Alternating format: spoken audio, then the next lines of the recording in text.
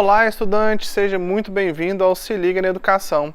Meu nome é Lucas Escarano, eu sou professor de História e hoje na aula do sexto ano a gente vai falar sobre a crise do Império Romano. Então nós vamos trabalhar com a última semana desse PET e vamos lá para a nossa aula.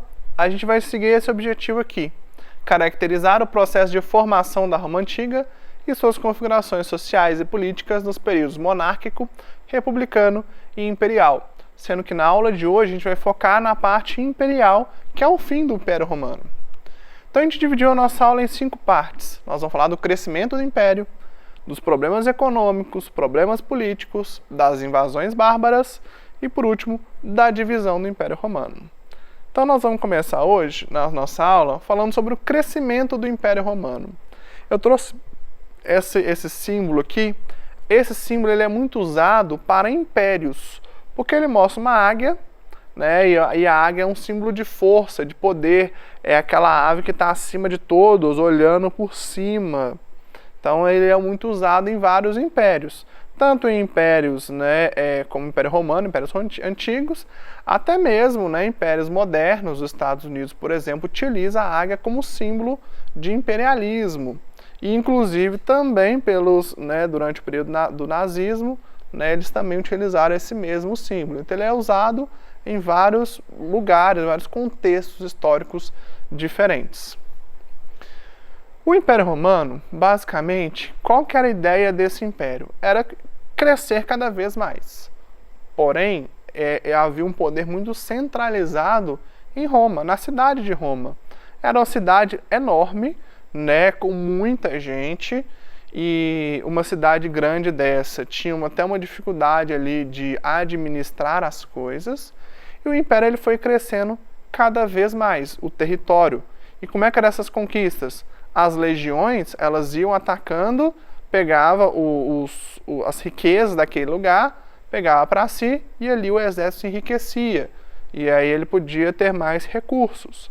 Então, quanto mais o exército invadisse e dominasse, mais rico ele ficaria e mais rico o Império Romano seria. Porém, eu costumo dizer que o Império Romano era como se fosse um balão. Ele foi crescendo, crescendo, crescendo, crescendo, mas chegou a um ponto que não deu conta e acabou explodindo. A diferença é que a explosão do Império Romano ela foi sendo aos poucos, não igual um balão que se estoura de uma vez. Nesse período, então, nesse início do crescimento, tinha uma estabilidade política grande. Você tinha aí governantes que tinham políticas, né, interessantes para o povo, né, políticas que engrandeciam a sua própria figura, porque o imperador romano ele era considerado quase como um deus, né, em muitos casos ele era considerado um deus. Então o Império Romano ele tinha essa estabilidade nesse poder. Então quanto mais conquistas, melhor seria. Aí o governo estava numa boa. Tinha até o período da Pax Romana, que é o período dessas grandes conquistas. E então os territórios foram sendo adquiridos. Uma estratégia que os romanos utilizavam era a seguinte: você dominava o povo, mas você não destruía o povo. Você deixava os governantes locais e esses governantes eles deviam obediência agora ao imperador. Porque aí você deixando aquelas lideranças locais, você deixa o povo mais calmo, mais tranquilo, e ele não evita tanto desgaste. Para vocês terem ideia, nesse mapa daqui eu trouxe a extensão maior do Império Romano. Foi o tamanho maior que o Império Romano conseguiu chegar. Então a gente tem na Europa, praticamente toda a Europa, né, foi dominada pelo Império Romano, grande parte da Ásia e o norte da África. Tudo isso aqui fazia parte do Império Romano, para vocês terem ideia do tamanho que eles conseguiram alcançar, tanto territorial quanto domínio político. Lembrando que Roma fica bem no meio, onde está esse desenho que parece uma botinha, né? Está bem aqui no meio. Isso é Roma. Então, daquela pequena cidade, eles conseguiram conquistar e se transformar nesse império. Só que, como eu falei, o império cresceu tanto que ele passou a ter problemas. Quais eram esses problemas? Primeiro, os econômicos, né? Primeiro econômico, fim das novas conquistas. O Império Romano começou a ter batalhas em que eles não conseguiram ganhar. Se eles não conseguiam ganhar as batalhas, eles não vão conseguir ter riquezas. Se eles não têm riqueza, eles não conseguem melhorar o exército. Se eles não melhoram o exército, eles não vão conseguir ganhar novas batalhas, e aí não vão ter mais riquezas. Isso vira um ciclo. Né? Então percebam que é um ciclo de derrotas ali nesse período. Além disso, você tem uma crise escravista, porque os soldados que perdiam a guerra, eles eram escravizados. Se você não consegue mais conquistas, você não consegue mais mão de obra. E esses escravizados, eles trabalhavam no campo, na agricultura. Então eles estavam ali trabalhando, não tinha mais gente para trabalhar, né? Junto com isso, veio uma crise climática que acabou gerando secas por vários anos na Europa, e aí o Império Romano passou a ter dificuldade porque não tinha alimento, não tinha mão de obra, e a população começou a ficar cada vez mais insatisfeita e enraivecida. E mudando com isso, a mão de obra, para tentar resolver o problema, a mão de obra deixou de ser somente escrava para ser também uma mão de obra servil. Qual que é a diferença? O escravizado, ele era uma propriedade de alguém. O servo, não. Ele era livre, mas ele servia a um senhor. Então ele podia ir embora se ele quisesse. Então essa modificação de mão de obra foi devido a essa crise exatamente da mão de obra escravista. A questão é que o servo, ele não estava mais trabalhando para o Estado, ele estava trabalhando para os senhores de terra. Então o servo começou a se ligar ao senhor das terras. Então ele passou a ser mais obediente ao senhor da terra do que ao próprio imperador. Outra parte da crise econômica, que uma coisa gerou a outra, né? Houve uma diminuição na produção, já que não tinha comida e não tinha mão de obra, uma diminuição dos impostos, já que não tinha gente para pagar imposto e o imposto ele estava muito alto, o governo foi obrigado a diminuir a quantidade de impostos. E também a dificuldade de manutenção. Gente, para manter um exército, independente do período histórico, gasta-se muita coisa. Né? Você tem que manter o exército alimentado, treinando, com armamento, com armadura, com treinamento. Para tudo isso é necessário bastante grana. E o exército romano era pago pelo Estado. Então o dinheiro dos impostos iam para o exército. Se não tinha tanto imposto, a dificuldade de manter o exército foi aumentando cada vez mais. Além dos problemas econômicos, nós temos também alguns problemas políticos seríssimos. Quais são eles? Primeiro problema, disputa pelo poder. Os imperadores, o imperador não passava o seu cargo necessariamente para o seu filho, como em outros casos. Se tivesse outro político ou outro general que tivesse força suficiente para assumir o poder, ele podia assumir o poder como novo imperador. Então, havia uma disputa muito grande dos generais para saber quem ia assumir o governo, afinal de contas. Então, era muito comum você ter assassinatos de imperador por generais. Então, ficava assim, o general assumia, o outro lá matava ele, assumia no lugar dele, e aí passava um tempo, ele também era assassinado, e aí virava uma crise atrás da outra.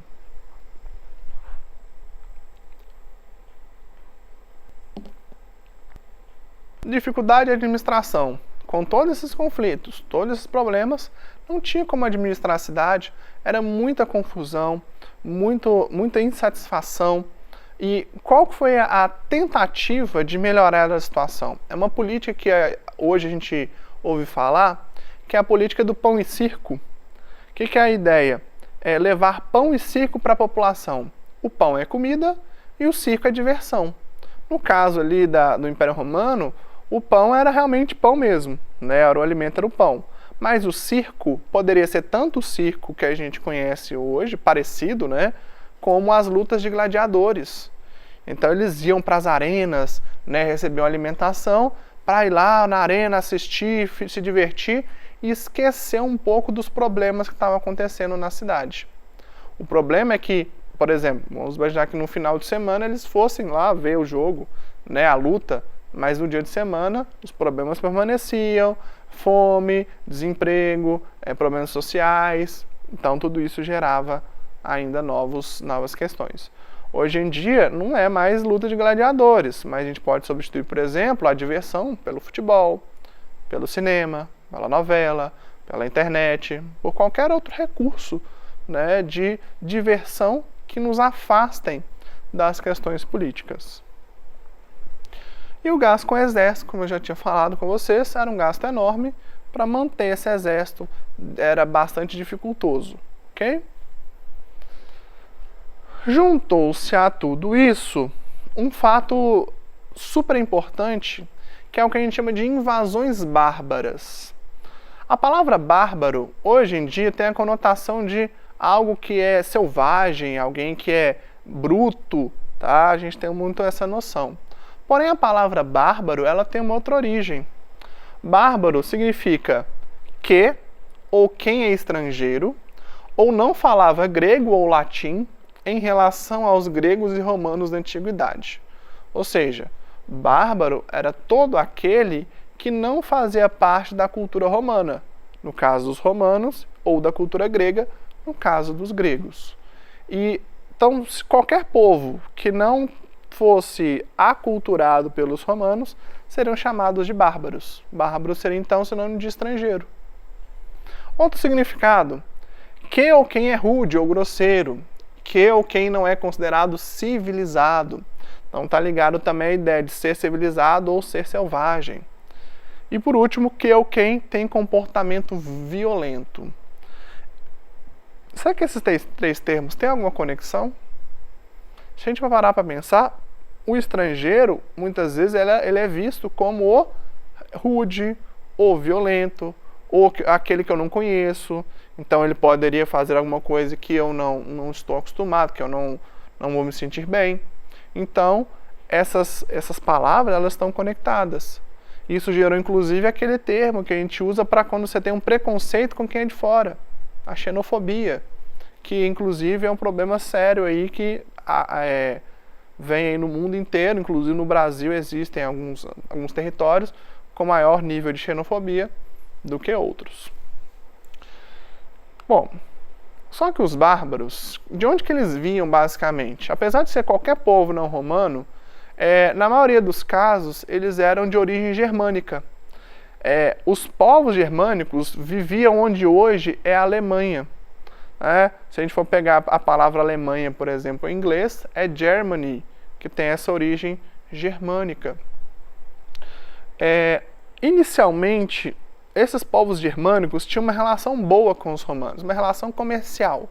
Então haviam trocas comerciais e culturais entre eles, né? Era uma relação até, de certo ponto, amistosa. Porém, com a crise dos exércitos romanos, das legiões romanas, essa população, né, os bárbaros, começaram a invadir os territórios romanos, a saquear alguns territórios, a criar, né, conflitos com esses povos romanos. Então, era uma relação mais amistosa e passou a ser uma relação mais de domínio dos germânicos com relação aos romanos. Então, esse período de invasões ele é um período grande. E foi um período tão conturbado, tão complexo, que foram sendo gerados várias culturas, né, diferentes de acordo com esses povos que dominavam ali os romanos. Tá?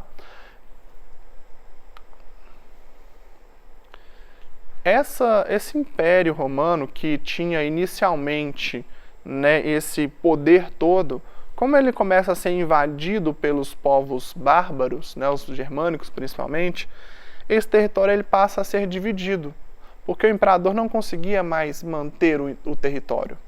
Então o Império Romano ele foi dividido em duas partes.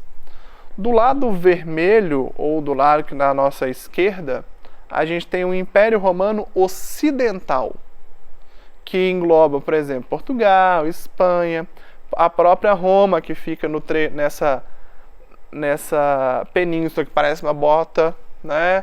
Dentre outros territórios. A França, onde hoje é a Inglaterra, todos esses territórios fazem parte do Império Romano Ocidental.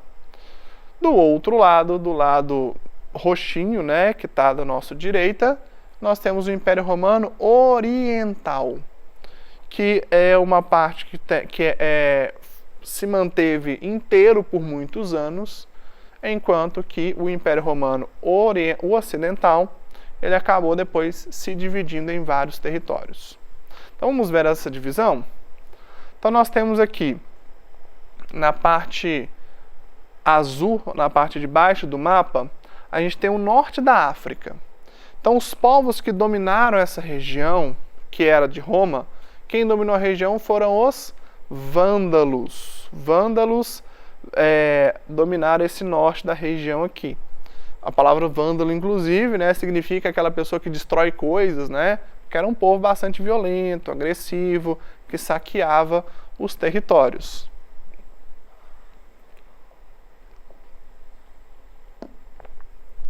Na parte... Deixa eu pegar a canetinha aqui. Nós temos aqui na parte verdinha, tá? O território que onde hoje é Portugal e Espanha. Esse território foi dominado pelos visigodos e também pelos suevos. Esses visigodos ficaram ali por anos naquele território. Então a cultura da região é uma mistura da cultura dos visigodos, que acabaram se tornando cristãos, com os romanos. Então essa mistura deu origem, por exemplo, à cultura espanhola e também à cultura portuguesa, que aí acaba sendo, né, de tabela a nossa cultura, né, bem ancestral aí, tá bom? Ou pelo menos parte da cultura portuguesa que vem para o Brasil. Nós temos aqui na parte, nessas ilhas aqui, foi dominado pelos anglos e os saxões. Eram dois povos. Os anglo-saxões se juntaram e formaram um povo só, né? Então, que seria depois a Inglaterra, a Irlanda, então esses países, né, de origem anglo-saxônica. Lembrando que a Inglaterra, né, coloniza o norte da América, então a América do Norte é chamada também de América anglo-saxônica, devido a essa origem. O meio da Europa, ela é dominada pelos francos. E o nome França vem exatamente dos francos, né? Foi exatamente o principal território que foi dominado que passou, né, do período da Antiguidade Romana para a Idade Média, foi principalmente os francos. Porque o sistema que a gente vai ver nas próximas semanas sobre a Idade Média se baseia muito nessa ideia aqui dos francos. Nós temos também, aqui onde hoje é a Itália, foi dominado pelos ostrogodos. Os godos, eles se dividiram em visigodos e ostrogodos, né? Os godos do oeste e os godos do leste. E aí cada povo dominou uma região diferente. E os ostrogodos acabaram dominando aqui a região onde hoje é a Itália. Tiveram outros vários povos bárbaros, né, germânicos que dominaram ali a Europa. Mas estou falando aqui dos principais deles, ok? E uma última informação, na parte oriental, aqui, haviam também os hunos, que era um povo da Mongólia, que forçou os povos germânicos a irem para o oeste, e aí deu início a essas invasões, que a gente chama de invasões bárbaras, ok? Então, o território ficou completamente dividido. Essa parte rosa ficou ainda mantendo o Império Romano Oriental e o restante se desfez, tá bom? Transformando em outros reinos. Então nós vamos...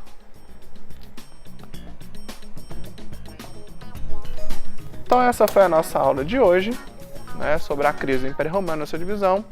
Desejo a vocês bons estudos. Esse foi o material que a gente utilizou na aula de hoje. A gente se vê no próximo bimestre. Até mais. Tchau, tchau.